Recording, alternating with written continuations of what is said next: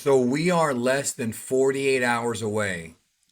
Less than 48 hours away. Some of you even sooner than that. Before Spider-Man No Way Home hits theaters. I get to see some movies early, but I don't have enough clout to see them very early like these critics do. So I want to discuss, well, let me first of all say this. I made a video 2 years ago where I talked about how Rotten Tomatoes should not be trusted. That Rotten Tomatoes is garbage when it comes to formulating an opinion about a film. Because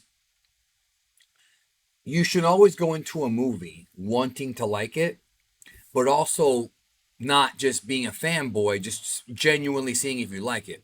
You should always want to like it. Nobody wants to go waste their time at a movie.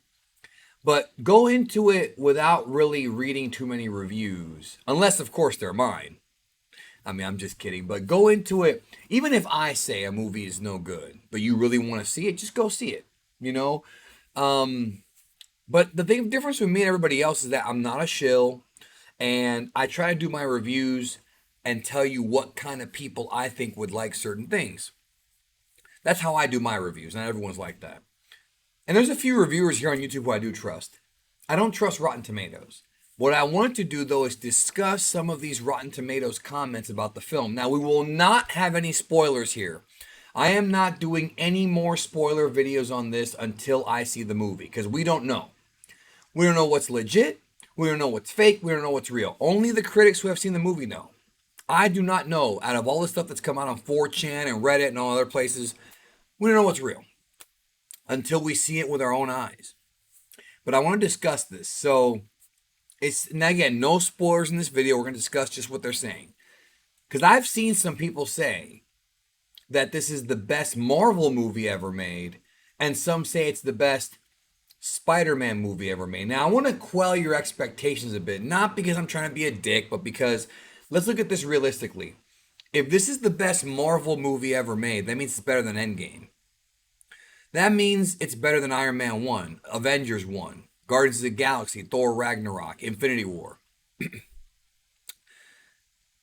And if it's the best Spider-Man movie ever made, that means that's better than Spider-Man 2 and better than Into the Spider-Verse.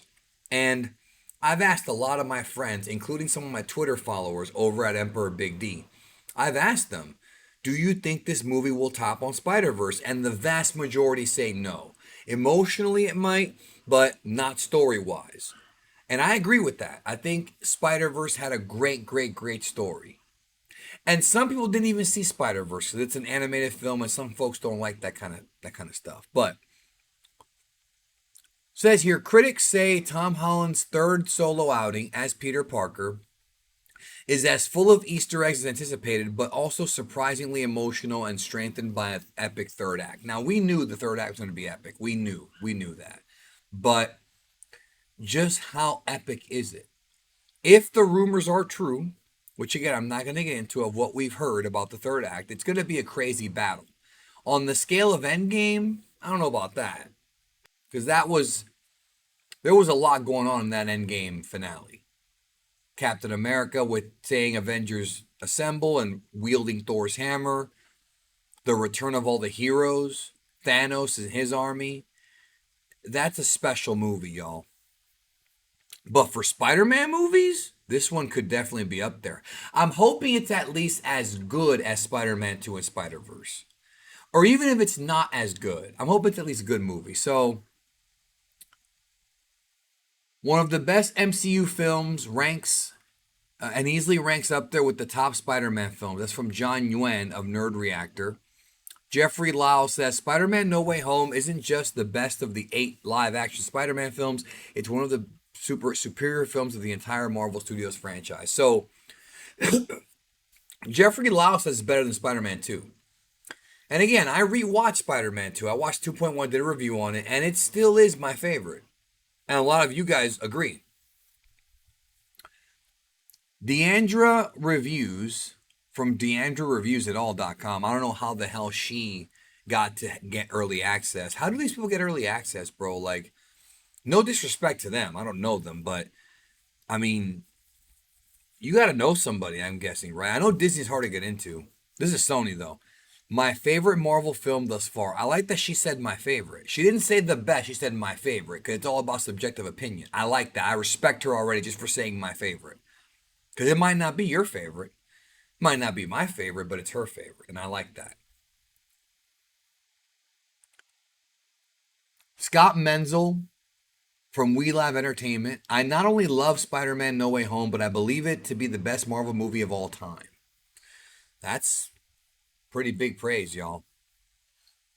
Simply put, Spider Man No Way Home is the best film in the MCU. I feel like some of these people are forgetting just how important Endgame was. Now, I do believe there's a lot of emotion in this film. And if the spoilers that have come out are true, or even half of them, I can understand why. Tom Holland, Peter Parker, the MCU Peter Parker, is going to experience some crazy things in this film, supposedly.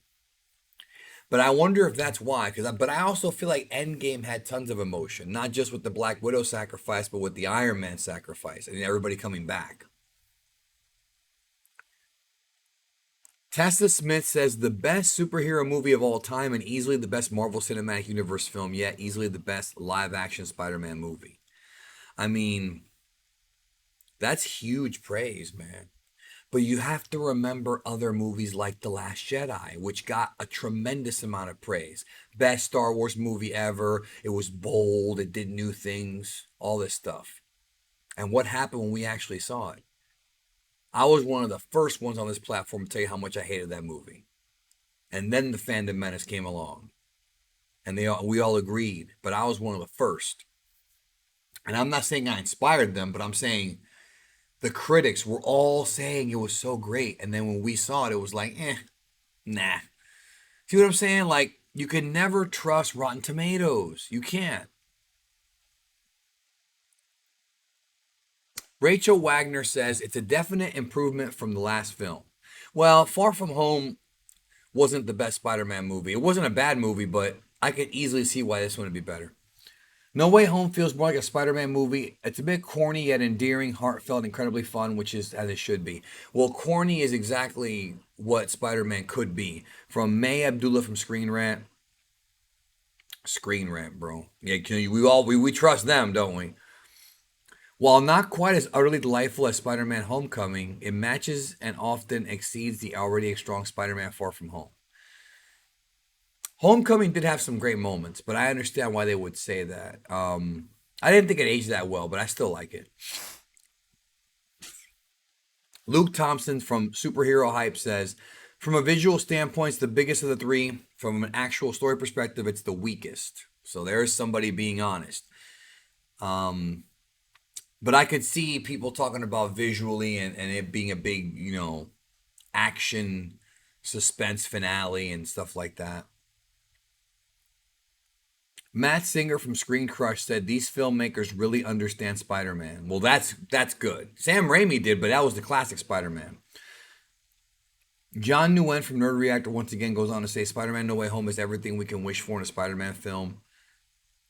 The film brilliantly pays homage to the legacy of Spider-Man. Well, we kind of knew that was going to happen. No Way Home is a reminder that Marvel Studios undeniably gets the Marvel Comics characters down to the core. Most of the time, I would agree. They have had their misses, though.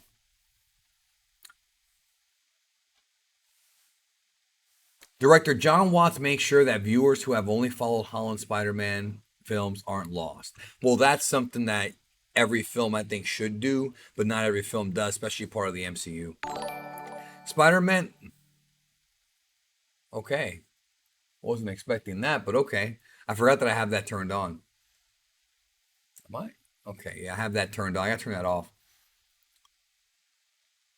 So, May Abdullah, the connection and understanding of the previous movie plots are essential. Of course, yeah, we knew that from the trailer. Carla Hay says Spider-Man No Way Home is an epic superhero feast for fans, but it should not be the first Spider-Man movie people should see. Of course not, especially with the rumors we've heard and villains coming back and everything. Like, dude, of course not. This is a capstone film like Endgame was. Hoa Tran Bowie from Slash Film says this film does base a lot of humor and emotional beats around the idea of audience connecting with what's happening based on previous films. Okay, well, that's fine. While there's a lot of nostalgia and fan service, the film doesn't really solely rely on that. Okay, well, that's good. That's good to know. There's a ton of callbacks and plenty of fan service, but it's always in service of the story at hand. That's important. So, overall, it is very, very, very positive. But again, it's the critics.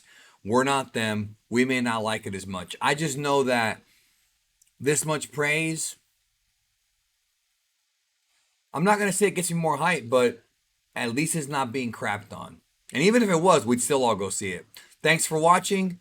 And like I said, I'm not going to do any more spoiler videos today or on this channel until the movie comes out. And even then, I'm going to wait till like maybe the next day after I see it to do a spoiler video. But I will have a non-spoiler review up first on the channel. Have a great one.